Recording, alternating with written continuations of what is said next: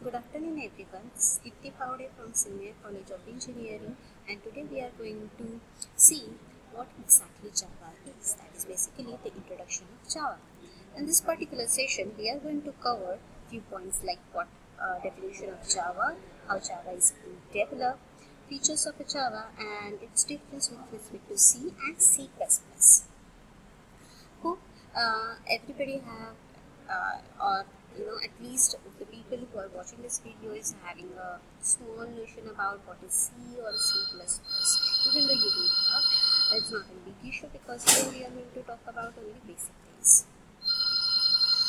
So first question is, what is Java? Java is nothing but a simple object-oriented, distributed, interpreted, robust, secure, architectural neutral, portable, high-performance, multi-threaded dynamic language.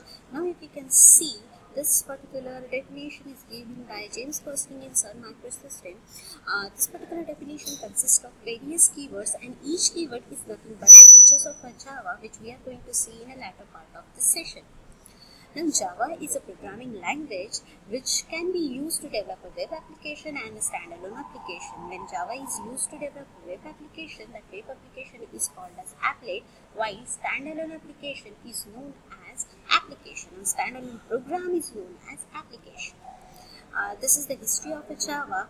The actual development process started in 1999, and that was not intended to develop any language. The aim was to develop a software that can be used for various electronic devices, and that project was known as Green Project and was developed under James Gosling. After that, in 1991, they started exploring the various possibilities of C++, how C++ can be enhanced and so on. And when they are exploring the possibilities in C++, they come up with a new language, and that they named as OAK.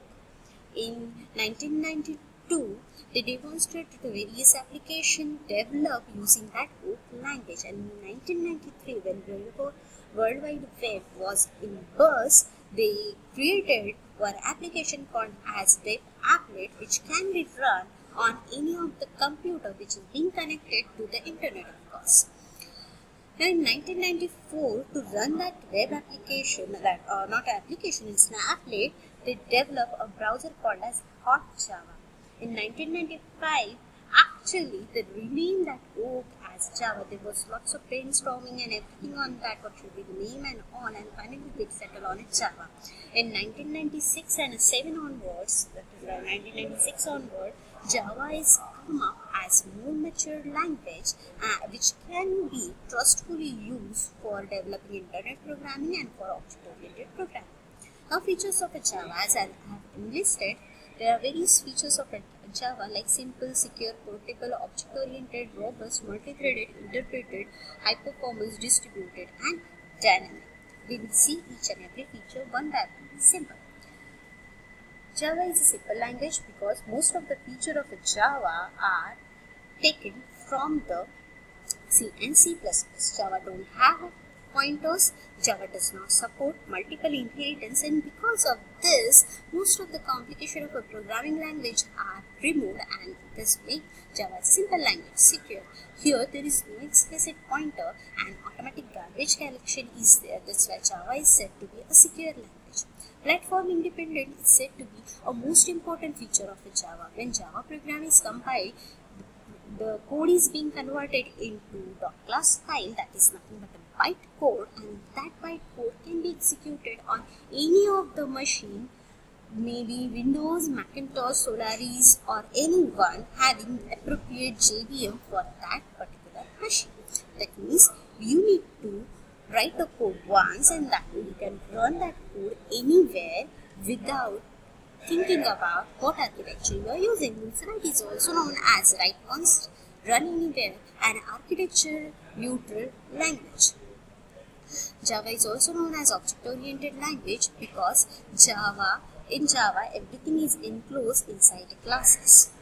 Robust, as we have already discussed, it's a secure, and that security along with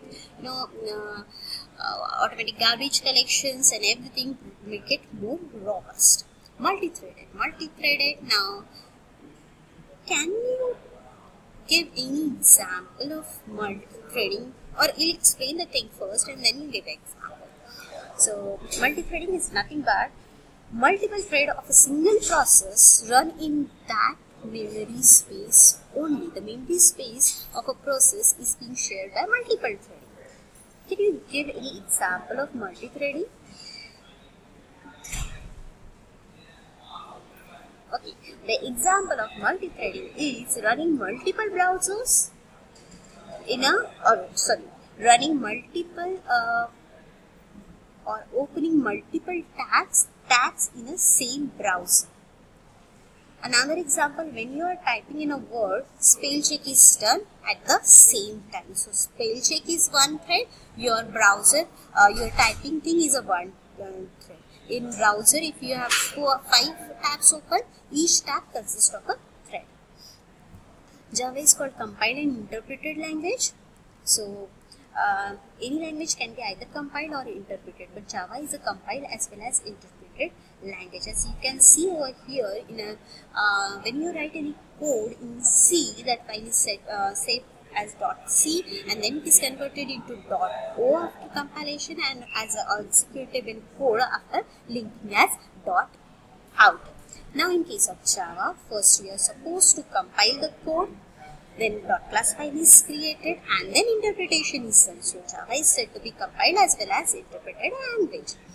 After that, same thing is explained over here. Now high performance in Java, interpretation is done for a bytecode, and that is the native code, and so it is called as having high performance. Distributed Java allows the object to access the information across the network with the help of RNI, and that is why it is called as distributed language. Dynamic, here linking is done on the fly, link of code is done on the fly dynamically at the time of running a program. That's why it is called as dynamic language. Now this is done with features of Java. Now we have discussed various features. Can you explain 1 or 2 points stating the difference between C versus Java? Here are certain differences. Java is a object-oriented while C++ is procedure-oriented language. C++ is compiled language. Java is compiled as well as interpreted language. C++ is low-level language. C is a low-level language while Java is high-level language. C uses top-down approach as it is a procedure-oriented, so it will use a top-down approach, while Java is object-oriented, so it will use bottom-up approach. Pointer was there in a C, it is not present in Java. Memory is managed by the user or a programmer in C, while memory is managed automatically in Java. C support overloading. C does not support overloading because overloading is a part of object-oriented language, but Java support that. Same is the case of with overriding. C support preprocessor while Java does not support preprocessors. Java has a packages and all. Exception handling is not present in C, while exception handling is present in Java. Hope many of you have answered at least 2 to 3 differences among this. Now our second question is difference between C++ versus Java. Take a minute, think, write down your question answer, or have your answer in mind, then we will check whether your answer is correct or not. Okay, we will see the answer. Java is a true and complete object-oriented language, while C++ is said to be an extension of a C. That's why in many of the resources it is mentioned, and it's not a complete object-oriented language. Java is platform independent, while C++ is platform dependent. Same is the case of C also. C also was a platform dependent language. Java supports multiple inheritance using interface. C++ supports this directly. Direct implementation of multiple inheritance is not present in Java. We need to do it using interface. Java does not provide global variable, while global variables are present in C++. Java does not support pointer. Java supports pointer. Java has a finalize method to destroy an object, while here in case of C++ we have a deconstructor.